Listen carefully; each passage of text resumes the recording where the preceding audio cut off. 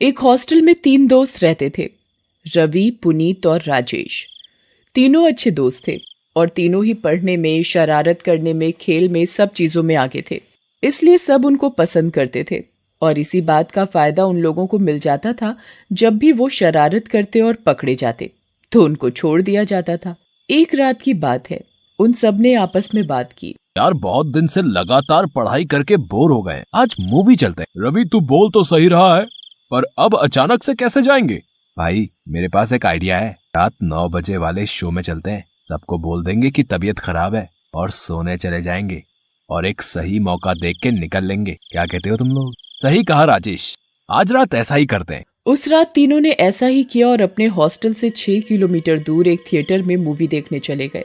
उस टाइम या तो वो पैदल जाते या साइकिल से, उनके पास और कोई रास्ता नहीं था, तो वो तीनों एक ही साइकिल पर चल दिए। रात अंधेरी थी तो उन्होंने अपने साथ एक टॉर्च लाइट भी रख लिया। मूवी हॉरर थी। मूवी खत्म होते होते 12 बज गए।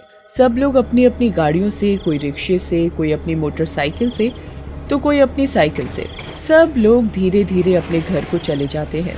पर इनके हॉस्टल का रास्ता दूसरी तरफ था और ये तीनों मूवी देख के बहुत डर गए थे। भाई मेरी मानो तो आज हॉस्टल नहीं जाते हैं, बहुत डर लग रहा है। मुझे भी बहुत डर लग रहा है, कितना भयानक जंगल है।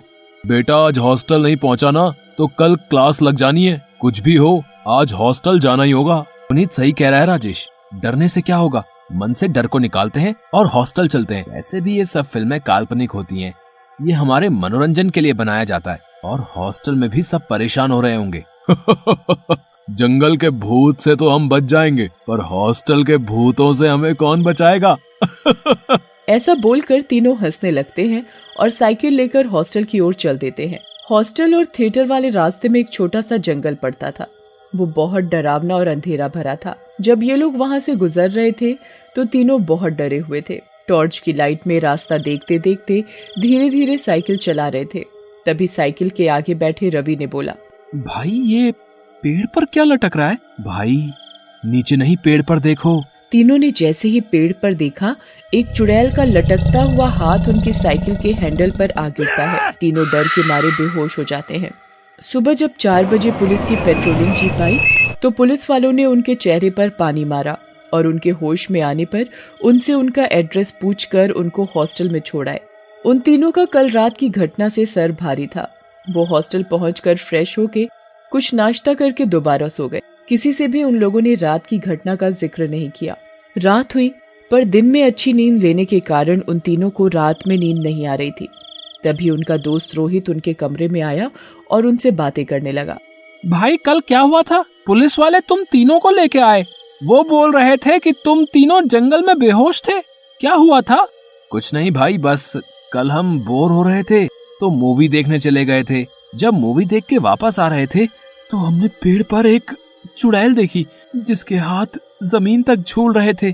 उसके हाथ बहुत लंबे थे, बड़े बड़े नाखून। रवि ने बस ये बोला ही था कि उनके सामने रोहित पेड़ वाली चुड़ैल में बदल जाता है। ये सब देखकर तीनों फिर से बेहोश हो गए। सुबह होते ही तीनों को हॉस्पिटल ले जाया गया। उनको बहुत तेज बुखार और कमजोरी महसूस हो रही थी और पूरा शरीर कांप रहा था। उन तीनों के चेहरे को देखकर यही लगता था जैसे उन तीनों ने कुछ बुरा अनुभव किया है। 2 दिन बीत गए, उनकी हालत में बहुत सुधार हो गया था। एक रात उनके पास नर्स आई।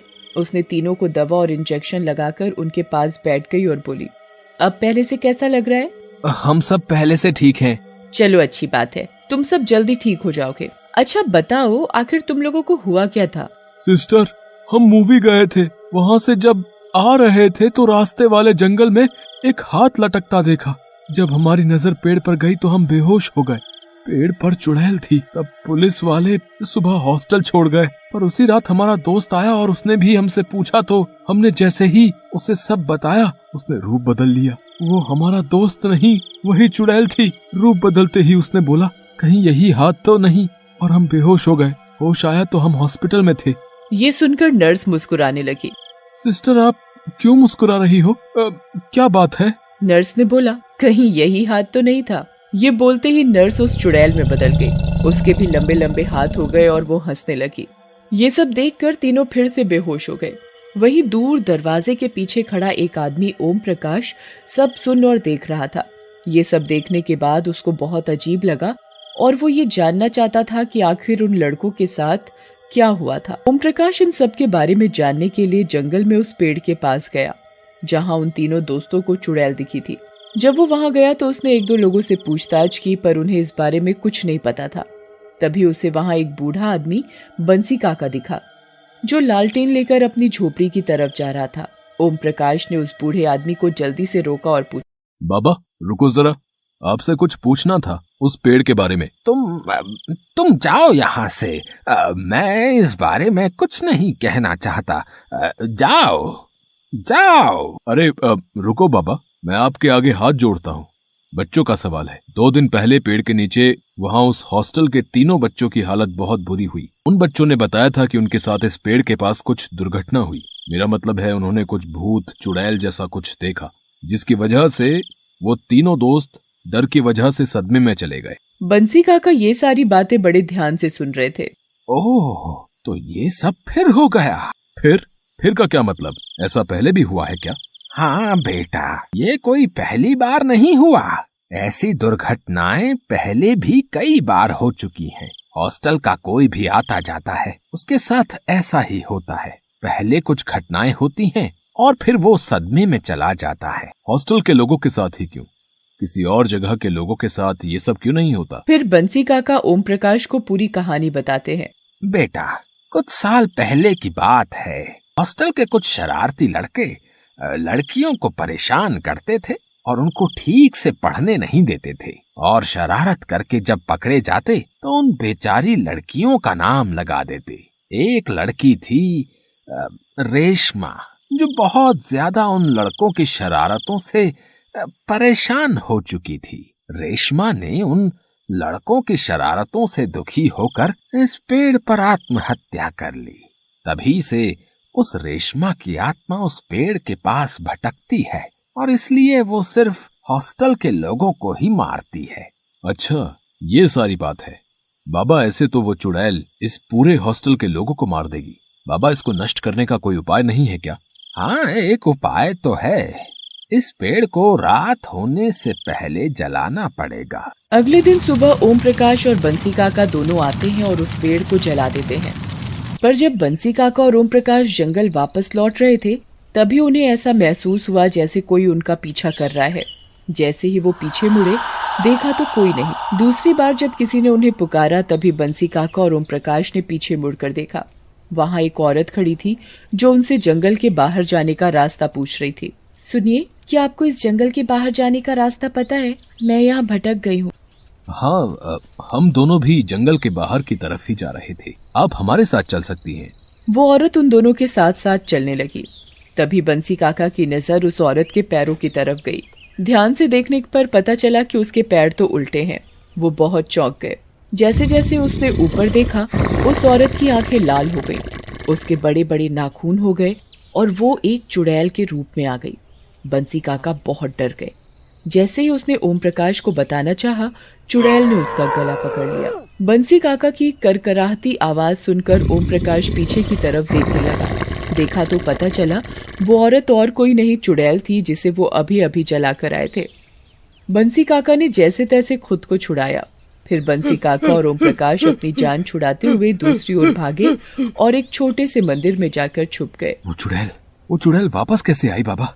हमने तो उस पेड़ को जलाकर उसे मुक्त कर दिया था ना। हाँ, वही तो मैं भी सोच रहा हूँ। वो चुड़ैल वापस कैसे आई? थोड़ी देर सोचने के बाद बंसी काका को याद आया। वो चुड़ैल अपना बदला लेने इसलिए आई है क्योंकि उसे उन लड़कियों से माफी मंगवानी है। अब एक ही रास्ता है, वो लड़के उस चुड़ैल से माफी मांगे और उससे कहें कि आज के बाद कोई लड़की तो क्या, हॉस्टल का कोई भी इंसान किसी भी व्यक्ति को परेशान नहीं करेगा।